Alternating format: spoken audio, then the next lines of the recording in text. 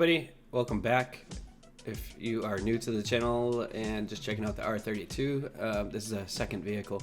My main vehicle is the 2019 Volkswagen GLI. I introduced that a couple videos back, did some flybys and revs, and today I'm really excited. This is like honestly one of my dream cars, and I know I recorded this when it was really dirty, and I'm sorry. But this has been a car I've wanted. I remember years ago, this thing drove by me and it made such a sound. I was like, man, what is that?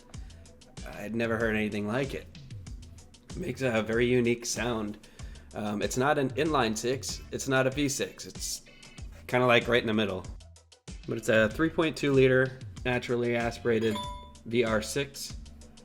This car is all-wheel drive. It doesn't get great gas mileage. I'm averaging about 18, but it's rated at 18 city and 23 miles per gallon on the highway. It makes 250 horsepower, 236 torque. Its curb weight's about 3,500 pounds.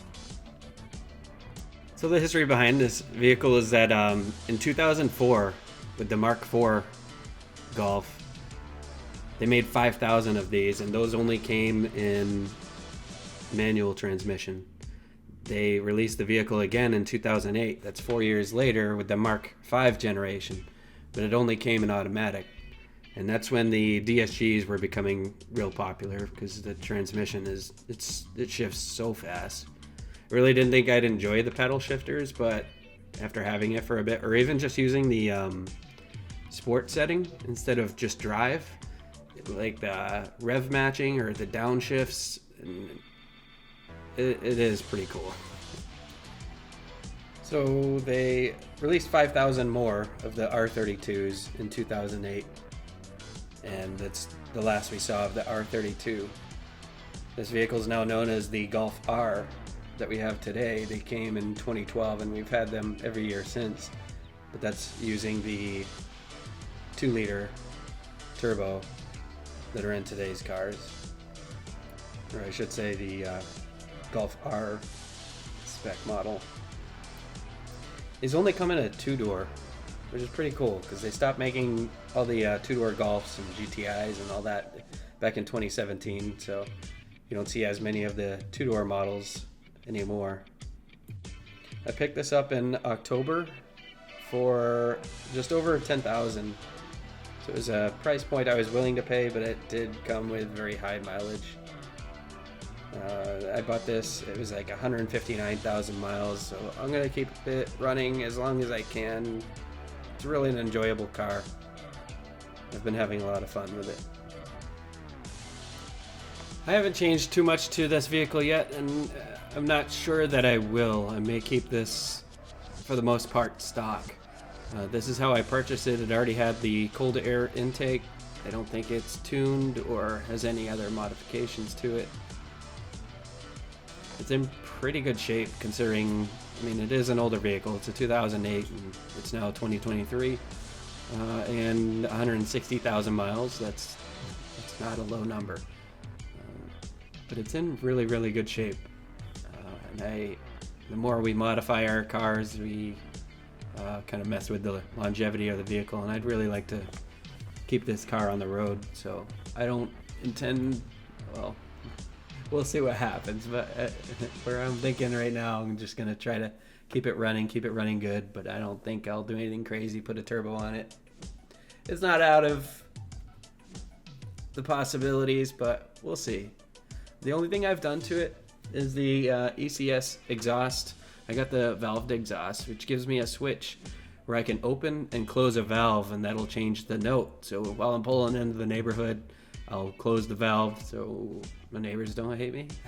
And then I can push a button to open it up when I'm leaving the neighborhood, and I really enjoy the sound of the car. And I got that through ECS Tuning. Just look up the valved exhaust. They offer it for the GLI. I also have it on my GLI, the GTI, the Golfs. And it's fairly well priced for an exhaust that kind of gives you the ability to have 2 different exhaust notes. That's pretty cool to have that option. With having a vehicle of this age or this amount of miles, it doesn't come without its issues. There's a few spots on the car where honestly it looks like they put like white out to try to cover up or conceal some blemishes. There's one here on the top right that you can see. There's a few spots there. You can see that there's the tint that's beginning to bubble, or it's bubbled quite a bit. The window's not too bad, but it's way more obvious here on the back. Yeah, I'll probably end up replacing that. The left taillight has a crack, and then as we go over to this side, that window's got it a bit more, and then you can see all those along the passenger door. All those little white marks. It kind of just bothers me. And then you can't really tell all that well, but there on that left side of that front grille, there's a, I guess I'll call it like a dent. It just looks kind of weird. It's not without its blemishes. Usually you have a car this age, unless it's just low mileage and nobody takes it out, it's going to have its dings and dents and scratches. And, well, my vehicle's no exception. And of course, because it's a Volkswagen, I have an engine light on. I did take it to the garage already to have them fix it when they did the exhaust, and they plugged back in a sensor that was unplugged, and it came right back. So I don't know if it's the same thing, but it doesn't appear to be anything I have to worry about immediately. But I'd like to have my dash without the little yellow light on, but till it comes back. But the vehicle's running fine. It's doing pretty good, and I'm going to try to keep it that way. The rest of this video is just going to be some drive-bys and revving, and hope you enjoy.